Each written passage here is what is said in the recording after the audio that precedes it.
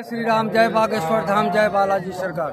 बंधु, अभी हम यज्ञ स्थली में मौजूद हैं और यहाँ यज्ञ स्थली में हिंदू जन जागृति समिति का काउंटर लगा हुआ है, तो इनसे हम जानने की कोशिश करते हैं।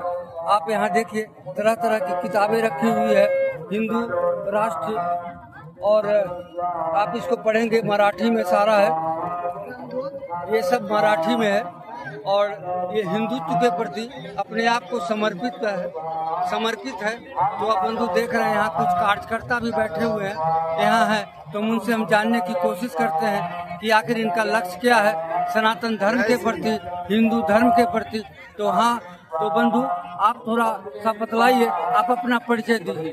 जय श्री राम, मैं धीरज घोड़े, हिंदू जन जागृति की समिति ओर से हम जो हिंदू जन जागृति समिति है वो हिंदू राष्ट्र के लिए समर्पित है और हम हमेशा जो कार्य करते हैं वो हिंदू राष्ट्र के लिए ही करते हैं। अगर हमारे स्टॉल की अगर आप जो रचाई देखेंगे वो भी एक सात्विक रचाई है और जो साहित्य है वो साहित्य में भी जो सब है वो सब सात्विक चीजें ही है। और इसके साथ में हमारे पूज्य गुरुदेव जी जो है, तो उन्होंने जो लिखे हुए जो पुस्तक है, तो वो पुस्तक हम आपको बताना चाहते हैं कि लव जिहाद के बारे में हम लोगों को जागरूक करते हैं कि जो लव जिहाद का जो अभी आज समाज में शुरू है कि हिंदू युवतियों को अन्य धर्मीय जो है वो लव करके, यानी लव और जिहाद ये दोनों अलग अलग शब्द है। लव यानी प्रेम और जिहाद यानी एक युद्ध।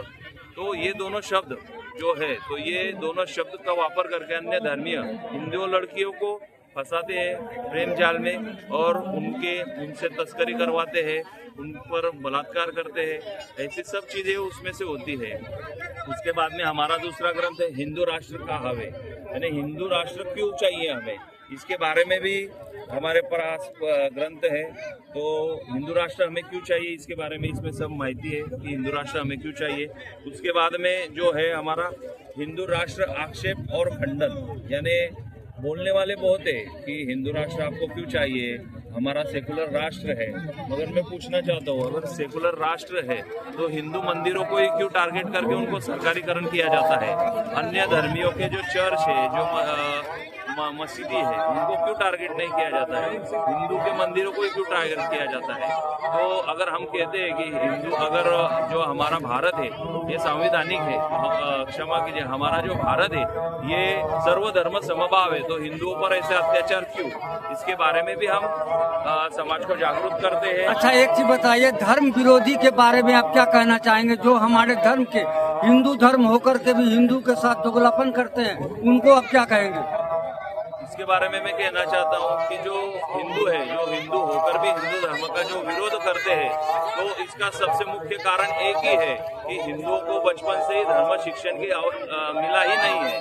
तो सब हिंदुओं को धर्म शिक्षण की आवश्यकता है। तो हिंदू जन जागृति समिति धर्म शिक्षण भी देती है, निःशुल्क धर्म शिक्षण वर्ग लोगों के गाँव में जा के लेती है और उनको धर्म शिक्षित करती है। वो सब निःशुल्क हिंदू जन जागृति समिति करती है। तो यानी जो लोग धर्म का विरोध करते हैं, तो उसके पीछे सबसे मेन कारण यही है कि बचपन से हिंदुओं को धर्म शिक्षण नहीं मिला है। कुछ दिन पहले बागेश्वर धाम सरकार का पद यात्रा हुआ था, बागेश्वर धाम से ओरछा धाम राम राजा सरकार तक। तो आप, उनका ये महासंकल्प था कि मेन संकट हमारे बीच में जातिवाद का है, तो उनका एक नारा था कि जात पात की करो विदाई, हम सब हिंदू भाई भाई। तो इस पर आप थोड़ा सा प्रकाश डालिए। जो बागेश्वर धाम सरकार ने जो बात कही है वो तो संत है, जो संत कहते हैं वो सही कहते हैं, जो आदमी है उनसे ऊपर उनकी साधना होती है, तो वो संत ही जो कहते हैं वो सब सही होता है। तो मेरे भी उसका बागेश्वर धाम जी ने, जो धीरेन्द्र कृष्ण शास्त्री जी है, उन्होंने जो कहा है उसके लिए हम भी उसको उनका समर्थन करते हैं। तो आप सनातन धर्म, हमारा हिंदू धर्म, हम हिंदुत्व के लिए जीते हैं, तो आप हिंदू, जो बागेश्वर धाम सरकार का कहना है कि हमारा हिंदू जो बिखराव पड़ा है उसको इकट्ठा कैसे करें और हम सनातन धर्म, हमारा हिंदू राष्ट्र कैसे हो, इस पर आपने बहुत अच्छी तरह से विश्लेषण किया। जय श्री राम, जय बागेश्वर धाम, जय बालाजी सरकार। जय श्री राम। जय श्री राम।